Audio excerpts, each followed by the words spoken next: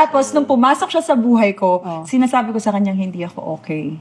Kaya matagal bago naging kami. Lagi ko nga biro sa kanya, toxic era ko to. Ganyan ako. Honest ka naman. Honest mo talaga siya doon. sobrang honest ko talaga sa Yung kanya. wall niya, grabe.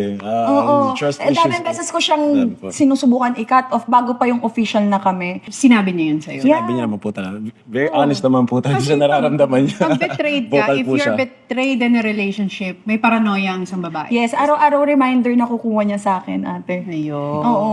Inner niya yun. Pinagtrabahuhan niya talaga. Kahit na alam niyang hindi ako kompleto, hindi ako buo, hindi pa ako okay on my own, hindi niya ako binitawan. Kumbaga, pinasok niya yung pinakamaliliit na karayom para lang makapasok sa buhay ko. So sabi ko, worth it din naman na pagbigyan yung taong wala namang ginawang kasalanan sa'yo. Parang napapatingin na ako sa sarili ko na parang ako na yung nagiging maling tao dahil sa mga taong gumawa sa akin ng mali. Ano nakita mo sa kanya nun? Kasi sinabi niya nasa toxic era siya eh.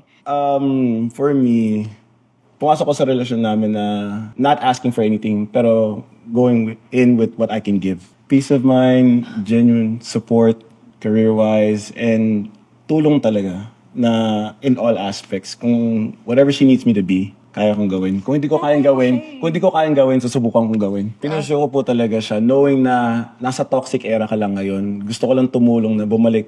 Yung trust mo talagang sa- ikaw, yung talagang ikaw, yung tunay na Zainab. Yun yung sinasabi niya lagi. May faith po ako kay God na, nasaktan lang to. Kaya defense mechanism niya lang talaga is, yun yung toxic. Kaya niya Toxic magtaas ako. ng wall, mag-push away ng mga people na gusto lumapit. Naiintindihan ko po. Pero alam ko, yung tunay na Zainab, hindi po talaga mapagmahal, very genuine, very open, very loving po talaga. Buti nakita mo yun. Nakikita niyo yung mga team ko eh. Ganun ako sa mga Tsaka taong sa mga malalapit friends sa akin, mo. sa mga importante sa akin, sa Lalo mga po sa anak mga ko, bata, lalo sa sa mga mga bata. anak ko, pamilya ko.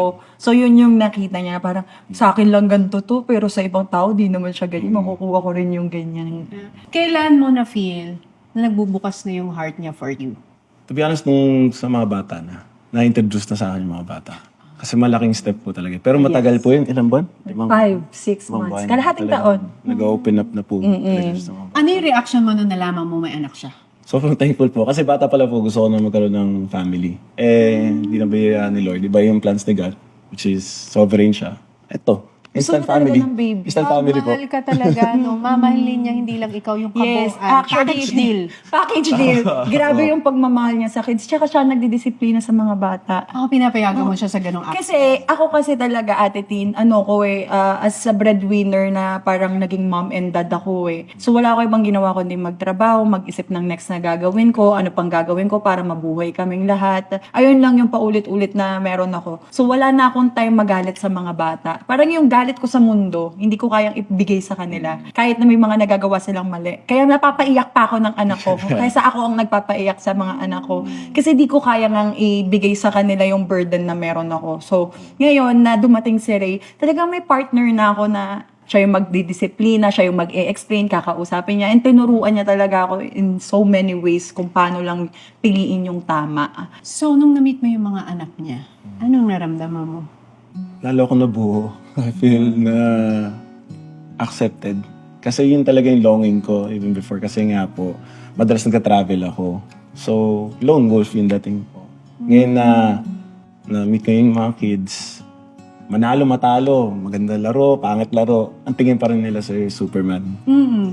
Ganun ano? Eh di, as a mom, pag narinig mo, Grabe yung ano ko, wala akong nagawa. Alam mo yung parang, anong gagawin ko? Siyempre, single mom ka, tapos takot ka na baka itong pinasok mo na namang relasyon, maka-apekto na naman sa kanila. Especially with Lucas. Kasi si Lucas yung mas matured eh. Si Lucas yung mas nakakaintindi na. Yeah. And nakita ko yung Sobrang pain talino. na nangyari rin sa kanya before. Kasi nung talagang nasasaktan ako before, siya ang araw-araw nag-check sa akin. Tapos siya yung mag-o-open at binubulungan niya pa yung kapatid niya.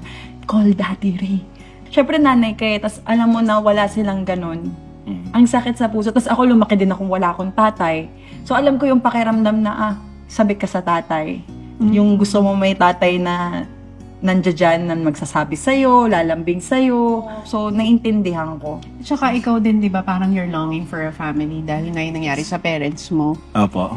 I grew up in a broken family in a sense na rin. Kasi nag-divorce sila 8 years old po ako eh. Kaya napadpad ko yung sister ko sa LA. And then ako naman sa dad ko sa Memphis. But ayun, kaya goal ko po talaga is a whole family. Galing, di ba? Parehas kami galing sa Family broken. talaga. Pero dito mo makikita, just because you came from a broken family, you don't have to stay broken Exactly. for the rest of your life. Di ba? Exactly. Hindi habang buhay pwede kang maging broken. Kaya mong baguhin ang Yes. sarili mo. Kaya, with the decisions. Kasi di ba, as a guy, may mga guy na minsan kung galing sila sa broken family, broken, childhood, excuse. nagiging excuse nila Yes, yun po. to have a broken, like, attitude or, wala ganito ako ganito nakalakihan ko Siguro kaya hindi siya ganun. Kasi kung paano yung faith niya kay God, tapos kinukwento niya sa akin na teenager pa lang siya, ilang years na siya nag-church, na-meet ko yung pastor, na-meet ko yung counsel niya. May counsel kasi siya. Godly counsel. So lahat ng nasa church, na-meet ko kung paano siya pinapayuhan. So, ibang-iba talaga Ibang-iba talaga. Ibang mundo As in, talaga. ibang mundo. Sinasabi ko rin sa kanya yon na parang fit ba ako dito after lahat ng mga meron ako ngayon na hindi ko pa mababago agad-agad. Sinasabi niya, kaya nga gusto kita ilapit kay Lord.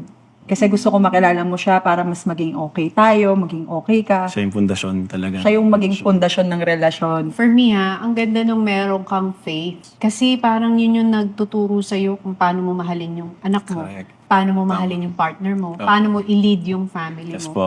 Kasi hindi ka pwede mag-rely doon sa sarili mo lang eh. Pero kung may magbibigay sa'yo ng tamang direksyon, Yes po. di ba? Dadalhin yung buong family. Siya ang nagtuturo sa'yo. oo. no? Tsaka binigyan niya ako ng Bible nung birthday ko.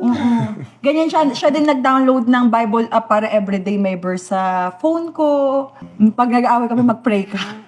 Talaga. Sabi ko, Bel, kailangan ko lang mag-pray muna. Wait lang. Oo, ganun siya. Pray lang muna ako. So, paano nyo hinahandle yung inyong relationship na public figures kayo? Kasi open to public yung buhay ninyo. Yes po. Diba? Sinishare nyo Yeah. yung iba, may mga ibang Yeah. hindi kayo sinishare. Pero base dun sa sinishare nyo, ang tingin na ng tao, kilala na nila kayong dalawa. Alam Yeah. na nila Tama, sobra. tama. So, paano nyo hinahandle yun? Well, si Bel naman kasi, Bel tawag sa Bakit, Bel? Beloved. Beloved. Akala ko And tayo Bel din naman magpapali. favorite niya eh. Beauty and the Beauty and the Beast. Beast. Pero yung din. pagka-Bel, B-E-L. BL. When it comes to Bel kasi, more on social media siya. She's more out there kasi nga sa work niya. Work. Lalo na pag sa vlog niya. Sinabi ko sa kanya, yung difference with me is, parang akong skilled worker. So, regardless of if the media likes me or not, basketball pa rin po trabaho ko. Dito ang bread and butter mo. Apo, kumbaga. So, ang role ko po is to support her and to protect her. Regardless of yung opinion po nila sa relationship namin, God-driven naman po talaga. Yun po yung fundasyon. And as long as na-honor ko po yun. Actually, naging recent issue din Yeah, yung issue kay namin Bea. yun. Alin? Yung Yung kay public Bea. na yan. Yung public Yung po. online. Yung Kasi online grabe po. yung mga articles eh. Talagang hindi ka na nila tatantanan. Si Bia kasi, sobrang sweet na bata naman kasi talaga si Bia. Yes. So si Bia, nagkikis sila. So ako yung parang tinarget ng tao na parang hindi mo pinoprotektahan yung anak mo, ganyan-ganyan. Tapos naging issue sa amin kasi sinabi ko kay Ray kung ano na yung mga nababasa ko na parang nagiging masamang nanay ako bigla dahil Naapektuhan yung sinasabi relasyon po concern namin. lang daw. So naapektuhan yung relasyon naming dalawa. Sinabi ko sa kanya na, Daddy, laylo na muna yung pagkikis, ganyan. May one time na gusto i-kiss ni Bia si Ray. Pinipigilan naming dalawa. Yung Yung mukha mata niya, ng grabe. ng bata, grabe. Feeling Para niya siyang feeling niya na-reject siya. Tapos sumasagot siya, pero yung mata niya umiiyak na. Kasi hindi pa makomprehend ng... Hindi Nung niya bata. makaprocess. Walang mali siya Walang sa mali bata siya eh. Wala rin mali siya sa kanya. Diba Hindi, dahil yun na nga comment po ng eh. tao yun, yung parang nangyayari sa amin, pamilya na kaming nasasaktan. So, for me din naman po, unfair kasi siya. So, hindi ko pwede kiss si Bia. Pero pag nagkaroon kami in the future, God willing, na anak, pwede ko po i-kiss. Babalik po si Bia, sabihin niya, ba't hindi ganun kasweet si daddy sa akin? So, ganun din. Parang may fine line na naging, may differentiate po. Oh, yung So, palang nagiging challenge. unfair. Oo, Yun po nagkaroon- yung more yung challenge nun. Kasi gets ko naman po na madami gusto protekta kay Bel, pero what you don't know is, yung burden mo, pati yung sakit mo, naipapasa mo sa iba. Na wala naman pong problema. Sad to say, napagdaanan niyo po yan, and I'm sorry about that. Pero iba po yung sitwasyon po ngayon. And And hindi naman ipapakita yun public kung may ganong mali siya or intention. Sa si Bia talaga, ano yan malambing lang siya. Yes. Kahit sinong kinikis niya. Pag ibang tao kinikis niya, walang say yung tao. Pero dahil si Ray yung tumatayong daddy ngayon, tapos ang kino-comment yung, hindi naman siya totoong ama, pinapahalikan mo, ganyan. Kaya sinabi niya na, paano kapag tayo nagkaanak, Bel, pwede ko i-kiss, tapos si Bia, lalapit sa akin, bakit ganon si daddy?